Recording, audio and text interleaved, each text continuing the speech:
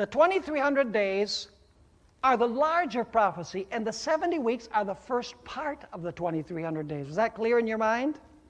So is the prophecy of the 2,300 days divided into two parts? Absolutely.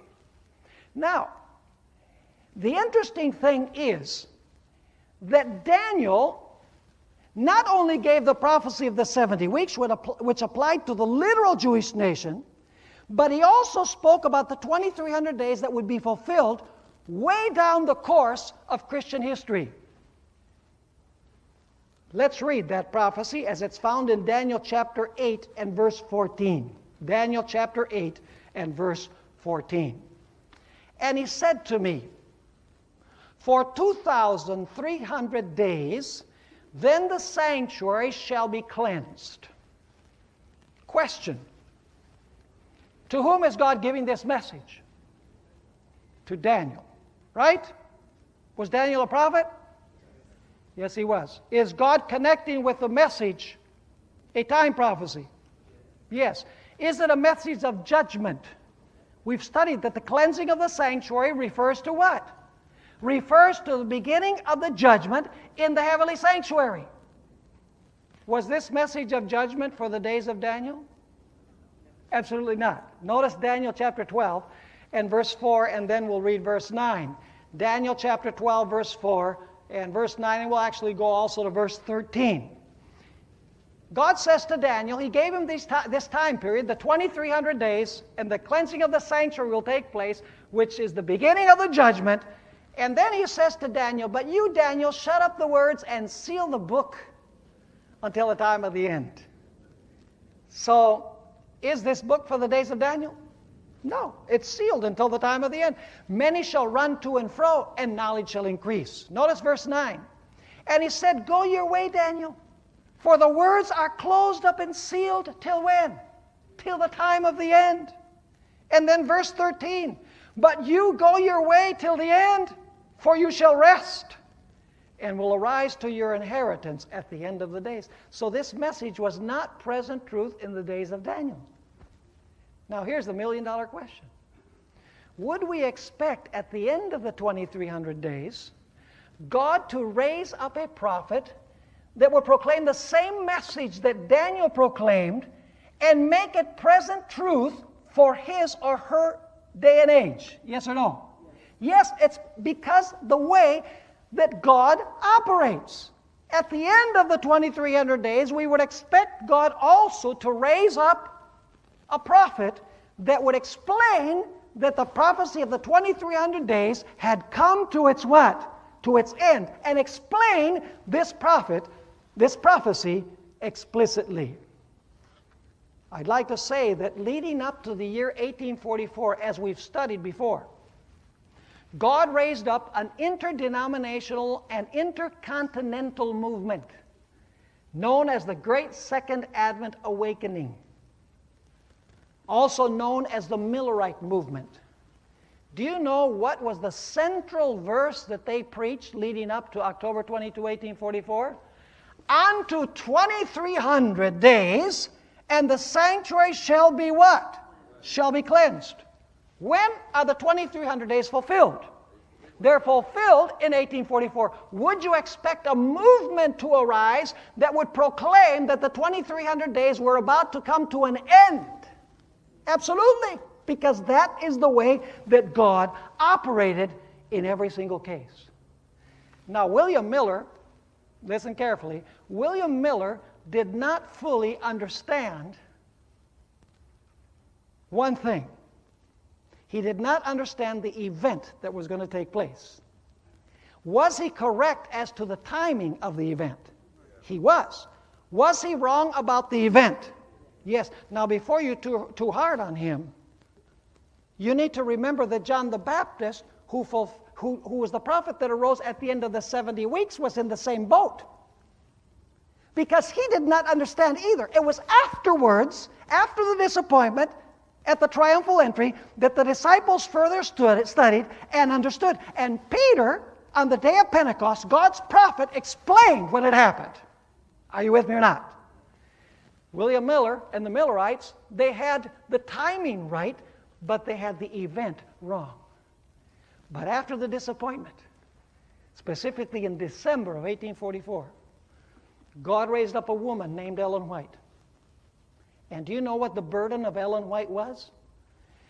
If you read her early writings, her burden was to explain what happened on October 22, 1844. Before she talked about health, before she talked about church organization, before she talked about education, before she talked about all of these things that she wrote about proliferously, her main point at the very beginning, after the disappointment, was to explain what had happened on October 22nd, 1844. Her early visions have that specific purpose, and you can read them in the book Early Writings. Now let me ask you, why would she focus on this specific point? There's so many things that she could have written about, and she could have talked about. Why the 2300 days? Because she was the prophet that made present truth what Daniel spoke about. Are you understanding me or not? Now, what if Ellen White had talked about many other things? Maybe she talked about the Trinity or about health or about, the importance of establishing an educational system or so on. Those would be beautiful and wonderful truths, but they would not make the 2300-day prophecy present truth. She had to address the same issue, the identical issue that Daniel had addressed. Are you with me or not? And that's exactly what she did. Now listen carefully. Ellen White gathered a small remnant. In fact, her first publication was A Word to the Little Flock Scattered Abroad. And in that booklet, she tries to explain what happened in 1844 and the reason for the great disappointment. Now, do you know that New England, where this movement primarily took place, there were many religious movements at this time. That's why New England was known as the burned over district, because they'd had so many different religious movements.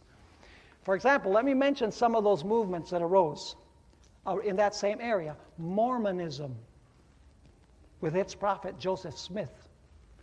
Christian Science, with its prophetess Mary Baker Eddy. Theosophy, New Age theology, Helena Blavatsky.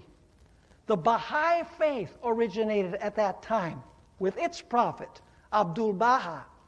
Spiritualism originated in that same general area, the Fox sisters and Andrew Jackson Davis. Pentecostalism had its origin with a woman named Margaret MacDonald.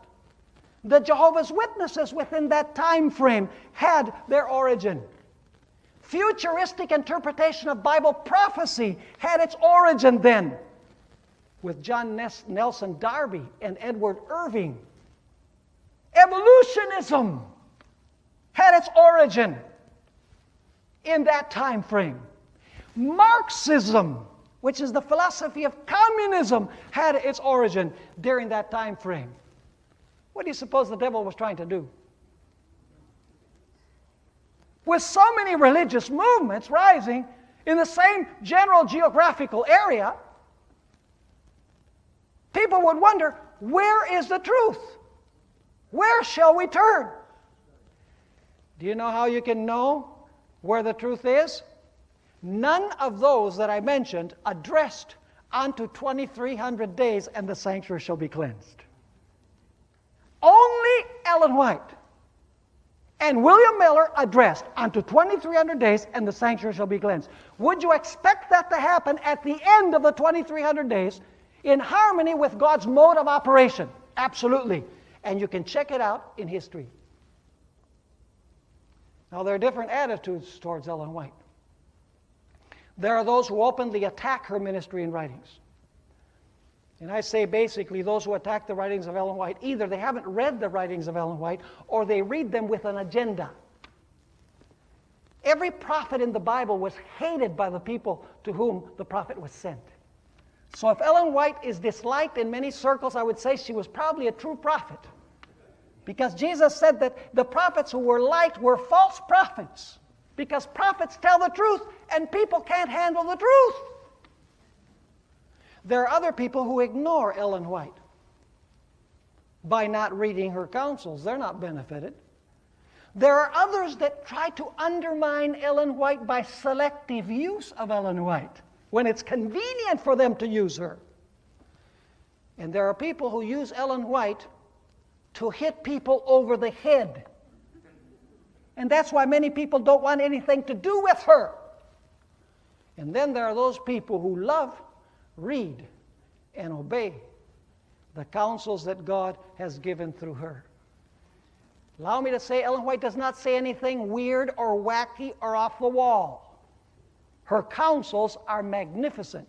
They deal with many different areas: health, education, church organization, theology, pious living. Just read for yourself. You'll be amazed at how God used this remarkable woman to share the truth for these last days. Thank God for this wonderful gift.